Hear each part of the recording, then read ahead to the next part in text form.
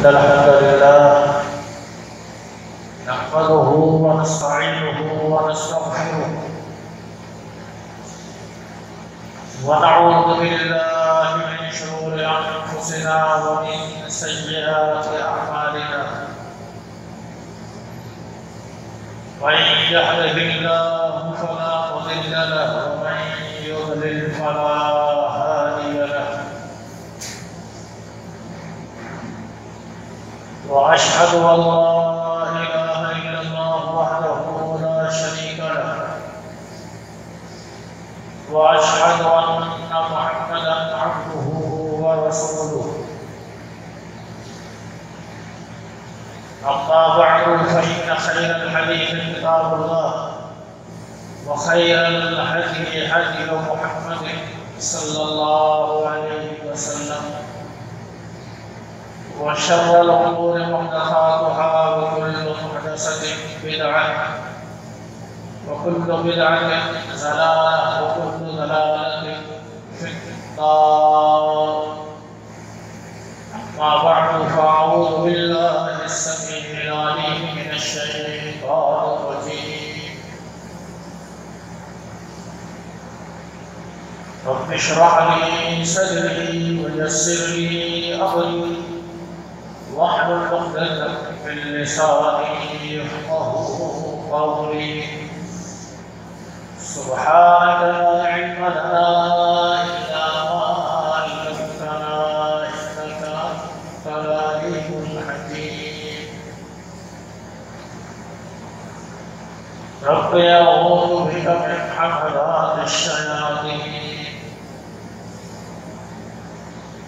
وأعوذ بك رب أن يحضرون.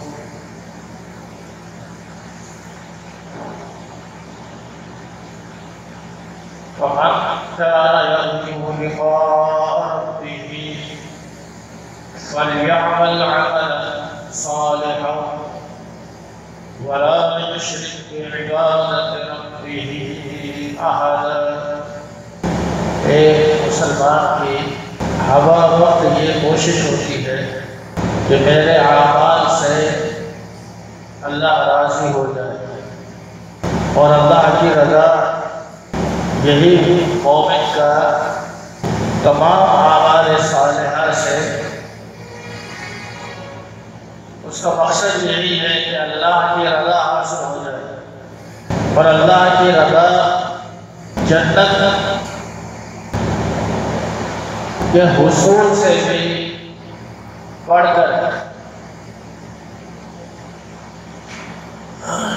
حدیث میں آتا ہے کہ جب اہل جنت میں چلے جائیں گے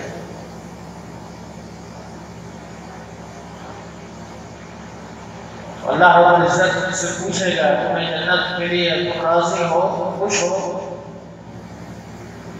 وہ کہیں گے یا اللہ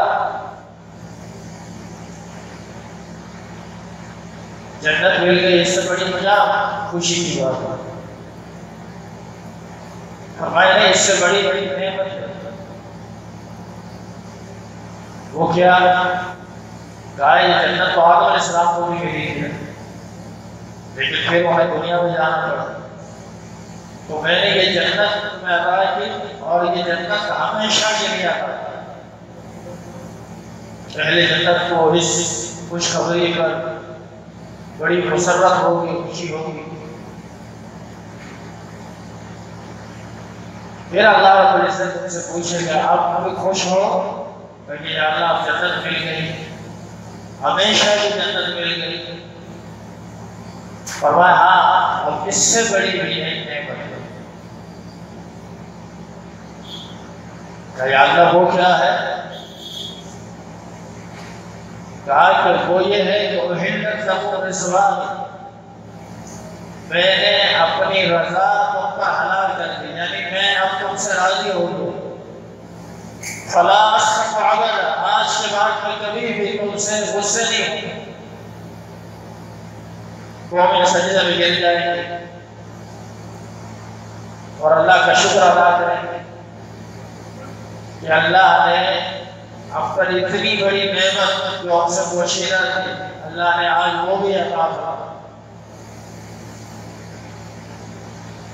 تو ایک مومن کی تمام تر کوششوں کاوشوں کا عبادات کا حاصل یہ ہے کہ اللہ کی رضا مل جائے، اللہ راضی ہو جائے۔ ایک مومن کی طرف یہ ہونی چاہیے کہ اس عمل سے اللہ خوش ہو جائے، اور اللہ تعالیٰ جب انسان کوئی کام اخلاص سے کرتا ہے تو اللہ رب العزت اس اخلاص کو پسند فرماتا ہے اور قبول فرماتا ہے۔ اسی لیے سلف میں بہت سے لوگوں کا یہ قول ہے، وہ فرماتے ہیں کہ اخلاص کا پتہ کیسے چلے؟ بھائی ایک آدمی جب کوئی اعمال کرتا ہو، کوئی معاملہ کرتا ہے، آپ نے کہا یار آپ نے بڑا اچھا کام کیا، بس یہ اللہ قبول فرمائے، اللہ اخلاص عطا فرمائے۔ لیکن اخلاص کا سلف کہتے ہیں کہ پتہ کیسے چلے؟ یہ تو ایک چھپا ہوا دل کے اندر ہے، اور اس نے یہ کام اخلاص نیت سے کیا، کیسے پتہ چل سکتا؟ تو سلف نے دو جملوں کے اندر اس کی وضاحت فرماتے، جو آدمی اخلاص کے ساتھ کام کرے وہ اپنے اس کام پر کبھی بھی شہرت کا طالب نہ ہو۔ وہ یہ نہ سوچے کہ میں نے یہ جو کام کیا ہے نا اب لوگوں کو بھی پتہ چلنا چاہیے میں نے کیا۔ اپنے اس کام کے ذریعے سے شہرت مطلوب نہ ہو، اور اگر اس کام کو کیا ہے اور بار بار اس کو نمایاں کرنا، بار بار اس کا ذکر کرنا، کسی نہ کسی بہانے سے اس کو زیر بحث لانا، اس کا مطلب یہ ہے کہ اس کام کو کیا ہے لیکن اس میں اخلاص نہیں۔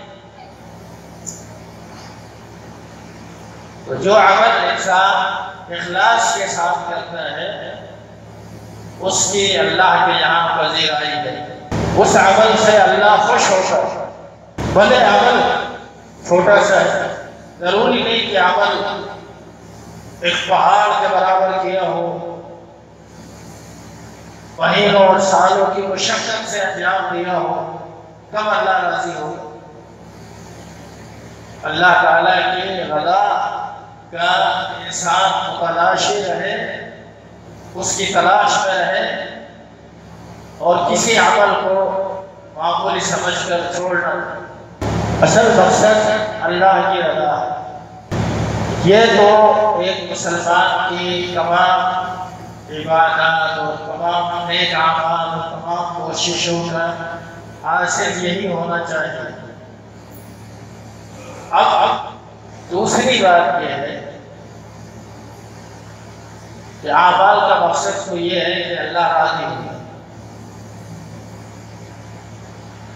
اور ایک سوال یوں سمجھ لیجیے کہ ایک سوال یہ ہے کہ میں اللہ کو راضی کر رہا ہوں، یہ جو ابھی میں نے بات کی اس کا خلاصہ یہ ہے کہ ہر شخص اس طرح سے سوچے کہ کیا میں واقعتاً اللہ کو راضی کر رہا ہوں، اللہ کی رضا کا طالب ہوں؟ اگر رضا کا طالب ہوں تو وہ اعمال بھی کرتا ہوں۔ اور دوسرا سوال یہ ہے کہ اللہ مجھ سے راضی ہے، میں تو اللہ کو راضی کرنا چاہ رہا ہوں، لیکن میں بھی اللہ سے خوش ہوں، میں بھی اپنے پروردگار پر راضی ہوں، میں اللہ تعالیٰ کا بندہ جس حال میں بھی ہوں اس حال میں اپنے رب سے راضی ہوں۔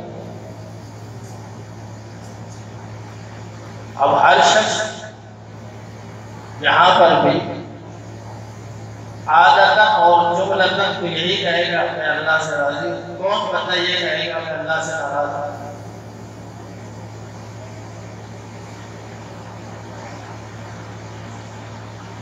فرمایا کہ وہ شخص اللہ سے راضی ہے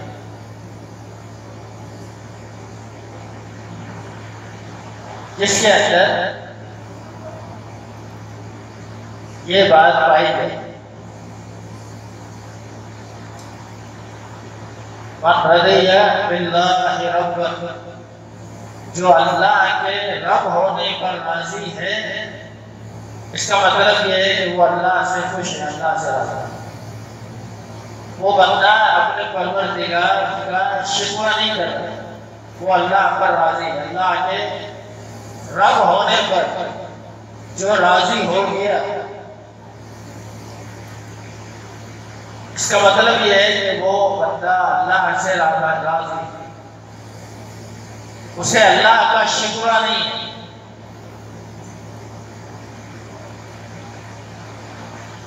جو اللہ کے رب ہونے پر راضی ہے، اللہ کے رب ہونے پر راضی ہونے کا معنی کیا ہے؟ کہ جو کچھ بھی اللہ نے اس کے مقدر میں لکھ دیا ہے، وہ اس پر صابر ہے، اس پر شاکر ہے، اس پر خوش ہے۔ وہ کسی حرام ذرائع کی طرف نہیں جاتا، کیونکہ وہ اللہ کے رب ہونے پر راضی ہے۔ اس کا ایمان یہ ہے کہ اللہ نے جو کچھ اور جتنا کچھ مجھے دینا ہے وہ مجھے مل کر رہے ہیں، میں صحیح راستے سے ہی کوشش کروں، میں حرام ذرائع کی طرف نہ جاؤں، اور جو حرام ذرائع کی طرف جا رہا ہے اور سمجھ رہا ہے یہ حلال سے معاملات نہیں چلیں گے، لا محالہ اس حرام چیز کو بھی اپنانا پڑے گا، اس کا مطلب وہ اللہ کے رب ہونے پر راضی ہے۔ سیدھا سا مسئلہ ہے، جو راضی ہے وہ پھر کسی غیر حلال چیز کی طرف، جو حلال نہیں ہے اس کی طرف نہیں جائے گا۔ جو راضی ہے وہ نہیں جائے گا، جو راضی نہیں ہے وہ حرام ذرائع کو اختیار کرے گا۔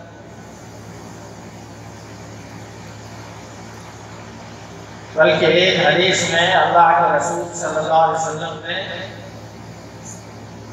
اسی جملے کو اس طرح سے بھی فرمایا کہ ذاق طعم الایمان، اس آدمی نے ایمان کی لذت کو، ایمان کے ذائقے کو، ایمان کی حلاوت کو، ایمان کی مٹھاس کو چکھ لیا، جس نے کیا کیا؟ من رضی باللہ ربا، جو اللہ کے رب ہونے پر راضی ہو، جو اللہ کے رب ہونے پر راضی ہے، اس کا مطلب یہ ہے کہ اس آدمی کے پاس ایمان کی حلاوت ہے، ایمان کی لذت ہے، یہ ایمان کی لذت سے آشنا ہے، یہ مومن ہے۔ اسی لیے امام مسلم رحمۃ اللہ علیہ نے جب صحیح مسلم میں اس حدیث کو دو جگہ پر ذکر کیا، تو وہاں پر صحیح مسلم کے اندر اس روایت سے مسئلہ یہی اخذ کیا گیا کہ جب انسان اللہ کے رب ہونے پر راضی ہے،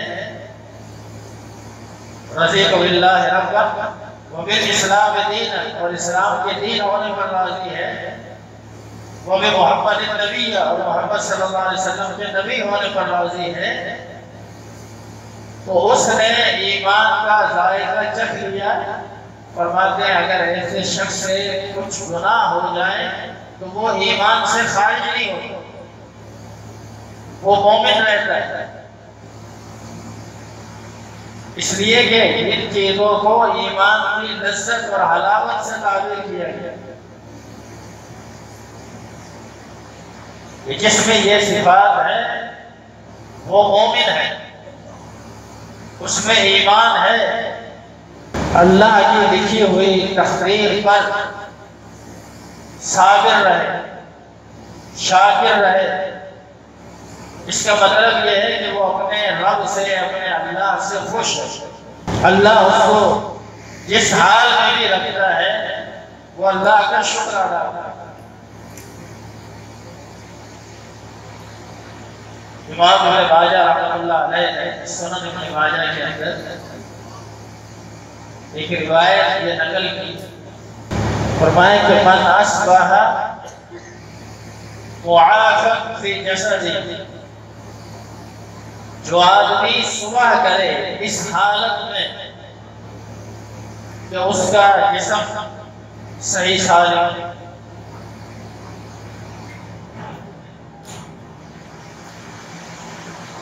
کسی بیماری کا اس پر حملہ نہیں ہوئی، رات کے اندر اسے کسی پریشانی میں نہیں لگوچی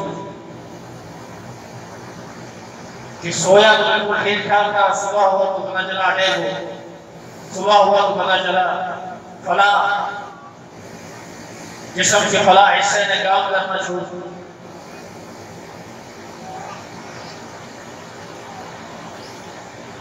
وَآمِنًا فِي سِرْبِهِ، اور فرمایا کہ جو شخص صبح اس حالت میں کرتا ہے کہ وہ امن میں ہے اپنے اہل خانہ پر،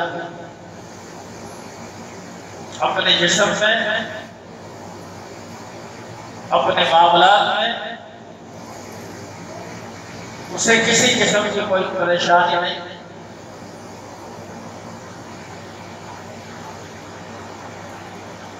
اور آخری بات وَعِنْدَهُ قُوتُ يَوْمٍ، اور اس کے پاس اگر ایک دن کا گزر بسر کرنے کا سامان موجود ہے،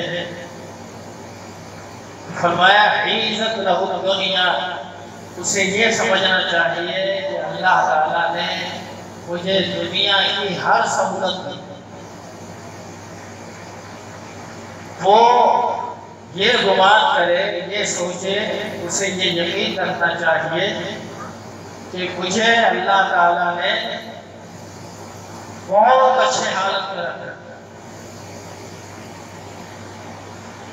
میرے پاس اللہ کا دیا سب کچھ ہے۔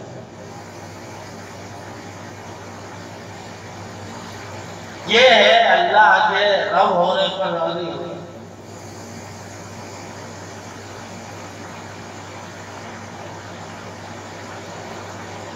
وبالاسلام دینا، اسلام کے دین ہونے پر راضی ہونا۔ اسلام کے دین ہونے پر راضی ہونے کا کیا مطلب ہے؟ کیا آپ جانتے ہیں کہ اسلام اور اسلام کے جو بھی قوانین ہیں، جو بھی احکامات ہیں، ان احکامات کے اندر کسی شخص پر بھی کسی طرح سے شریعت نے کوئی ظلم، کوئی زیادتی نہیں۔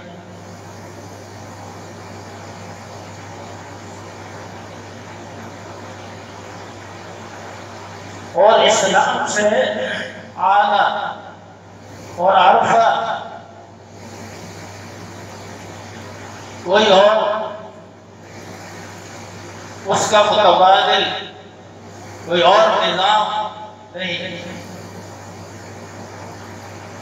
یہ ایک بہت بڑا دھوکہ ہے کہ بعض مسلمان کسی غیر مسلم کے کسی قانون کو دیکھ کر متاثر ہو کر کہتے ہیں ان کا نظام ہو، ان کا کام ہو۔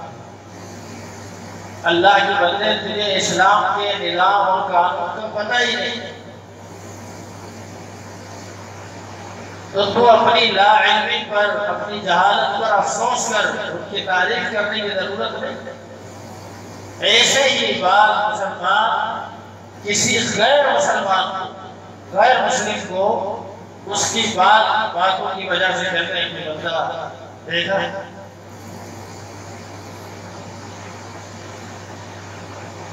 سعودی عرب کی فتاوی کمیٹی کے یہ رکن ہے شیخ صالح الفوزان، بہت بڑی علمی شخصیت ہے، علماء اور طلباء طبقہ کو اچھی طرح جانتا ہے۔ وہاں کے رہنے والے علماء یہ کہتے ہیں کہ اگر کسی شخص نے امام ابن تیمیہ کو دیکھنا ہو تو اس بندے سے ملاقات کر، یعنی اتنی علمی شخصیت ان کا میں نے پچھلے دنوں ترجمہ پڑھا، انہوں نے کہا کہ بعض نادان مسلمان ایسے کلمات کہ کسی غیر مسلم شخصیت سے متاثر ہو کر اس کی تعریف میں وہ بڑی بڑی باتیں کر جاتے ہیں، اور ایک مسلمان سے اس کا تجزیہ کرتے ہوئے وہ یہ کہتے ہیں یہ کافر اس مسلمان سے بہتر ہے۔ کہتے ہیں یہ بھی ایک بہت بڑا طریقہ ہے۔ یاد رکھیے مسلمان کتنا ہی گناہگار کیوں نہ ہو، ایمان کی وجہ سے کائنات کے اندر کوئی کافر اس مسلمان سے افضل نہیں، کوئی کافر، کوئی یہودی، کوئی عیسائی، کوئی ہندو، کوئی سکھ، کوئی مجوسی، کوئی مشرک اس مسلمان سے بہتر ہے۔ ٹھیک ہے اس کے اندر ایک اچھی عادت ہے، زیادہ سے زیادہ یہ بات اس نے ایک اچھا کام کیا، لیکن وہ ایک مسلمان سے بہتر ہے؟ حاشا وکلا، ایسا کرنا آپ نے ایمان کو سمجھا ہی نہیں۔ مسلمان کسی گناہ کے سبب سے قابل ملامت تو ہے، اور اسے چاہیے کہ وہ اللہ کی جناب میں توبہ کرے، لیکن ایمان کا معاملہ اتنا حساس ہے کہ اس ایمان کی وجہ سے اللہ تعالیٰ نے اس کو ذلیل اور رسوا نہیں کی۔ تو کبھی بھی کسی غیر مسلم کے کسی کام سے متاثر ہو کر ان کے کسی رائج الوقت معاملے کی وجہ سے کہ ان کا یہ قانون، یہ ضابطہ بڑی بڑی کیا بات ہے، اس کا آپ تقابل اگر ایک مسلمان ہونے کی حیثیت سے ایک مسلمانوں کے نظام سے کریں، اسلام کے نظام سے کریں اور ان کو بہتر قرار دیں، تاریخ ہر دور میں یہ رہی ہے کہ ہمیشہ غیر مسلموں نے مسلمان کے کاموں کی تعریف کی، ہمیشہ۔ جناب عمر رضی اللہ تعالیٰ عنہ کے سیرت کو مشہور مورخ برنارد شاہ نے جب اسلام کی تاریخ کا مطالعہ کیا تو اس نے یہ الفاظ تحریر کیے اور مجبور ہو کہ اگر اسلام میں ایک اور عمر ہوتا تو روئے زمین پر کوئی یہودی نہ ہوتا، اس لیے کہ مسلمانوں کے معاملات کی مثال ان کے عدل میں، ان کے انصاف میں، ان کی حق کوئی میں آپ کسی اور قانون کے اندر، کسی اور ضابطے کے اندر ایسی مثال دکھا ہی نہیں سکتے۔ آپ نے واقعہ نہیں سنا اللہ کے نبی کے دور میں ایک یہودی نے اللہ کی شان کو گستاخی کی۔ یہود ایک مکار قوم اور بہت جلدی پھر جانے والی قوم، لَتَجِدَنَّ أَشَدَّ النَّاسِ عَدَاوَةً لِلَّذِينَ آمَنُوا الْيَهُودَ، اہل ایمان کا قرآن کے الفاظ میں بدترین دشمن یہود۔ اس لیے ایک مسلمان ہونے کے ناطے سے، ایک قرآن کا طالب علم ہونے کے ناطے سے میں بات کر رہا ہوں، وہ تو بالکل اللہ کا کلام ہے، اس سے بڑی سچی بات کوئی بھی، لیکن جو لوگ خود غیر مسلم رہے، ظالم رہے، تاریخ نے انہیں ظالم کے طور پر متعارف کرایا۔ ہٹلر کا نام سب جانتے ہیں کہ کیسا وہ ظالم رہا ہے، کیسا اس نے ظلم کیا ہے۔ اس نے ایک وقت میں یہودیوں کا سفایا کیا، یہودی آج بھی اس کو اچھا نہیں سمجھتا. اس نے چند یہودیوں کو زندہ رہنے دیا، اسے نہیں مارا، حالانکہ ان کو مار سکتا تھا. اور اس ہٹلر کا کہنا یہ تھا کہ میں ان چند یہودیوں کو اس لیے نہیں مار رہا تاکہ آنے والا وقت یہ ثابت کرے گا کہ یہ لوگ کیسے ظالم ہیں. ان کے کرتوت جب ان کی نسل چلے گی اور یہودی وجود میں آئیں گے تو پھر آنے والے وقت میں یہ فیصلہ آسان ہو جائے گا کہ ہٹلر نے جو فیصلہ کیا تھا وہ صحیح تھا یا غلط. مسلمانوں کا بدترین دشمن ہے یہود. ایک یہودی اللہ کی شان میں گستاخی کرتا ہے. ابو بکر صدیق رضی اللہ تعالیٰ عنہ وہاں سے گزرے،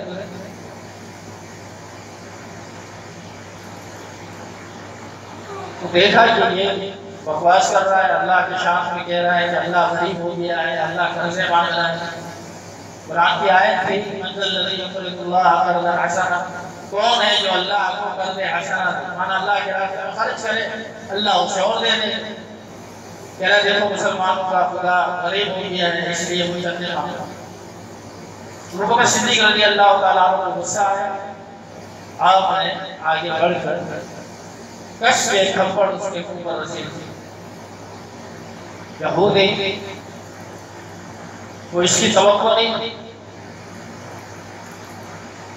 وہ بھاگا اللہ کے رسول صلی اللہ علیہ وسلم کے پاس اور کہا کہ اللہ کے نبی ابو بکر میں یہ خبر تھا، آپ مجھے قصاص دلوائیں، آپ کو انصاف کر دیں. آپ نے ابو بکر کو بلایا اور کہا بھائی تم نے کیوں مارا اسے؟ کہا یہ اللہ کی شان میں گستاخی کرتا تھا. اب یہودی قسم کھا رہا، میں نے جو ایسا کہا فوراً کر کے جو اللہ کے نبی کے دور میں اللہ کے نبی کے سامنے جھوٹی قسم کھائے، آپ کیا توقع رکھیں کہ اس یہودی سے آج کے دور میں سچ بولے؟ وہ قانون اور اصول کا پابند ہوگا. اللہ کے نبی نے ابو بکر صدیق سے کہا کہ یہ ایسی بات کر رہا تھا، تمہارے پاس جس کا کوئی گواہ ہے؟ تو اللہ کے نبی اب وہاں کوئی مسلمان تو نہیں تھا جس کا کوئی گواہی کے لیے پیش نہیں.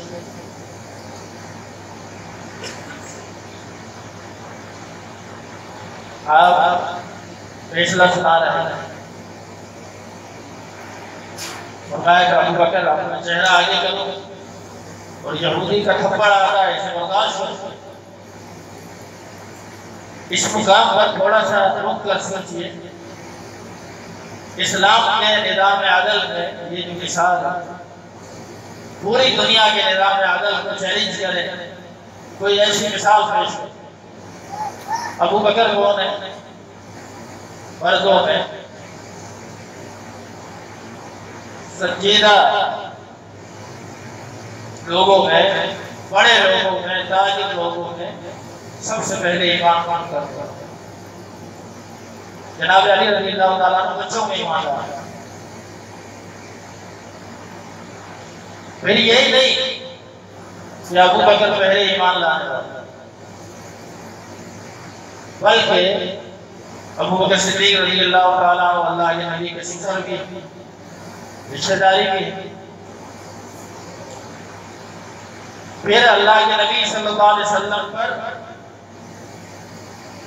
اپنا مال و دولت سب نشانہ کر جیش اسرا کے موقع پر ابو بکر صدیق رضی اللہ تعالیٰ عنہ نے اپنے گھر کا سارا مال اللہ کے نبی کی خدمت میں پیش کیا. اس یہودی کو یہ معلوم ہے کہ ابو بکر کی اللہ کے نبی کے ساتھ کیا قرابت ہے. آپ کے ساتھی ہیں، آپ کے ساتھیوں میں سب سے زیادہ عزیز ہے. اور پھر اللہ کے نبی کے سسر بھی ہیں. لیکن ان تمام باتوں کے باوجود اس یہودی کے ذہن میں اللہ کے نبی صلی اللہ علیہ وسلم کی عدالت میں آنے سے پہلے ایک لمحے کے لیے بھی یہ بات اس کے دل میں نہیں آئی کہ اللہ کے نبی ابو بکر کی سائیڈ میں بلا وجہ آپ اس کا دفاع کریں گے، بلکہ مجھے انصاف کہیں سے مل سکتا ہے تو اللہ کے نبی صلی اللہ علیہ وسلم کی عدالت سے۔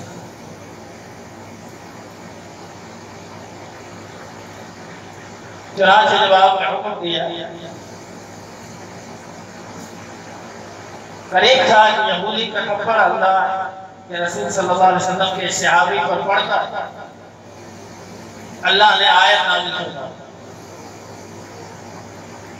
تو پیغمبر آپ گواہ کی بات کرتے ہیں، لقد سمع اللہ قول الذین قالوا ان اللہ فقیر ونحن اغنیاء۔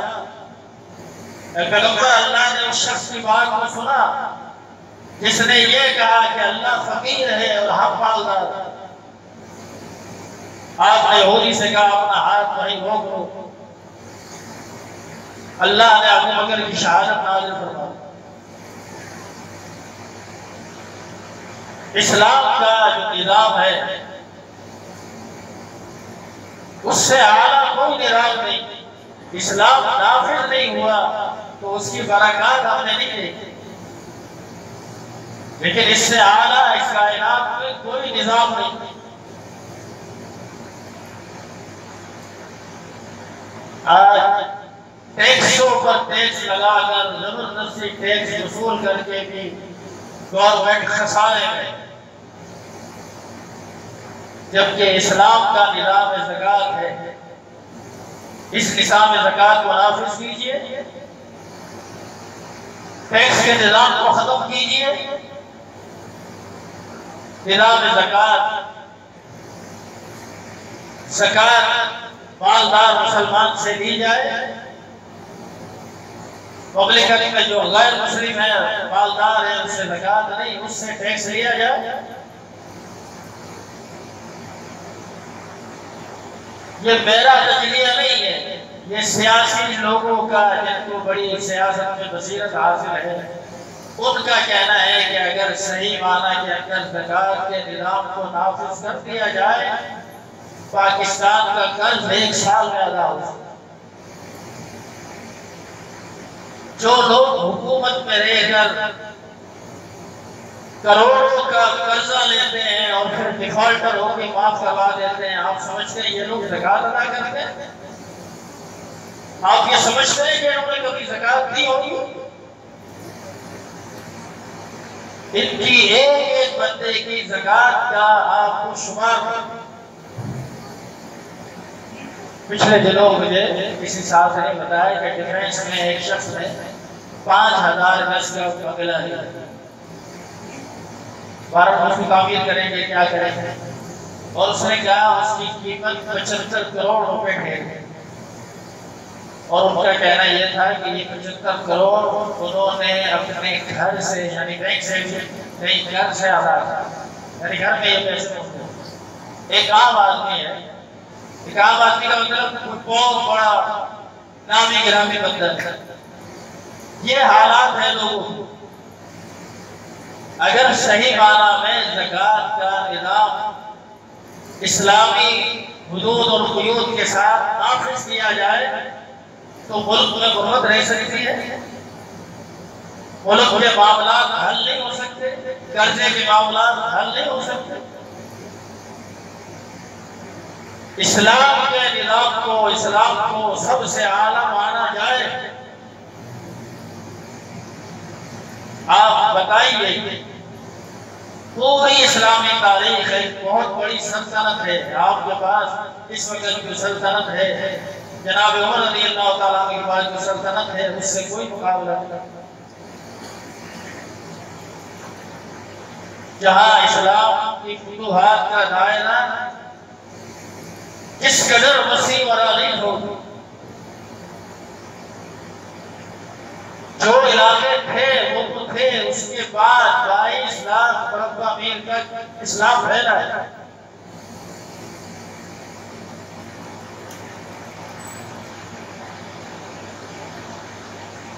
صحابہ کرام کا سندھ کی سرزمین میں آنا ثابت، تابعین کا سندھ کی سرزمین میں آنا ثابت۔ یہ اس وقت موضوع نہیں۔ اتنی بڑی سلطنت کو، آج کے مسائل کو دیکھیے اور اس وقت کے مسائل کو دیکھیے، کیا مسائل تھے ان کے پاس۔ آج تمہارے پاس جدید سے جدید مسائل کے باوجود تم نے کسی قسم کی کسی چیز پر کوئی کنٹرول نہیں پایا۔ نہ آپ سے کرپشن کنٹرول میں آتی ہے، نہ چوری چکاری کرائیں، اسٹیٹ کرائم ہوتے ہیں، نہ وہ قابو میں آتے ہیں، نہ بڑے قابو میں آتے ہیں، نہ چھوٹے قابو میں آتے ہیں۔ بے سکونی کی، بے چینی کی، اضطراب کی کیفیت دن بہ دن بڑھتی جا رہی ہے۔ خسارے میں خسارہ، خسارہ میں خسارہ، سود در سود کے اندر گرفتار۔ جناب عمر رضی اللہ تعالیٰ عنہ کے پاس کیا وسائل تھے، اور جناب عمر رضی اللہ تعالیٰ عنہ کا دور خلافت کیا ہے؟ آپ فرماتے ہیں کہ فرات کے کنارے اگر کوئی کتا بھی پیاسا مر گیا تو مجھے خدشہ ہے کہیں اس بارے میں مجھ سے نہ پوچھیں، حالانکہ آپ اس کے مکلف نہیں تھے۔ تو احساس ہے نا،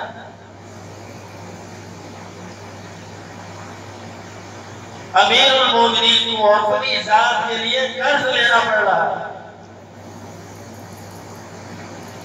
عبد الرحمن بن عوف سے جب قرض مانگا تو عبد الرحمن بن عوف نے کہا آپ بیت المال سے لے لیجیے نا۔ جناب عمر کا جواب یہ تھا کہ بیت المال سے قرض لیا اور وفات کے بعد لوگ اتنی تو ہمدردی کریں گے نا، یار امیر المومنین ہے، یار کچھ شرم کرو، کیا ان کا قرض ہے، معاف کر دو، بیت المال میں سے منہا کر دو، یہاں سے لے لیں۔ جناب عمر چاہتے ہیں کہ نہیں، تم سے قرضہ لوں گا تو میرے ورثاء اس کو ادا کریں، میں اس طرح کی بیت المال سے بھیک لینا نہیں چاہتا۔ اور یہاں لے کر کھا کر ڈکار مارنے کے لیے تیار ہے۔ کیسے اللہ تعالیٰ کی طرف سے رحمت کے نفر کرے گا؟ اللہ رب العزت اپنی رضا کو حاصل کرنے کے لیے اقول قولی ھذا واستغفر اللہ